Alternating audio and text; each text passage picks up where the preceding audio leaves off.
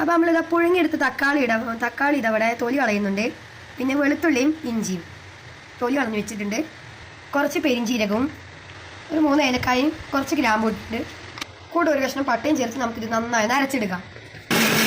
അപ്പോൾ നമ്മൾ 2-3 ഉള്ളി തൊലി കളഞ്ഞിട്ടുണ്ട്. അതും ചോപ്പ് ചെയ്തെടുത്തിട്ട് വരാം. അപ്പോൾ നമ്മളത് ചോപ്പ് ചെയ്തെടുത്തിട്ടുണ്ട്. അപ്പോൾ നമ്മളൊരു കുഞ്ഞുരുളി നമ്മൾ അടുപ്പിൽ വെച്ചിട്ടുണ്ട്. നമ്മൾ എണ്ണ ഒഴിച്ചിട്ടുണ്ട്. അതിലേക്ക് കുറച്ച് തേങ്ങ, വറ്റൽമുളക്, പച്ചമുളക്, ഉള്ളി അരിഞ്ഞത് ഇതെല്ലാം കൂടി ഇട്ടൊന്ന് വഴറ്റി കൊടുക്കാം. ഇനി നമ്മുടെ തക്കാളിയുടെ ജ്യൂസ് കൂടി ചേർത്ത് ഒന്ന് വഴറ്റി കൊടുക്കാം.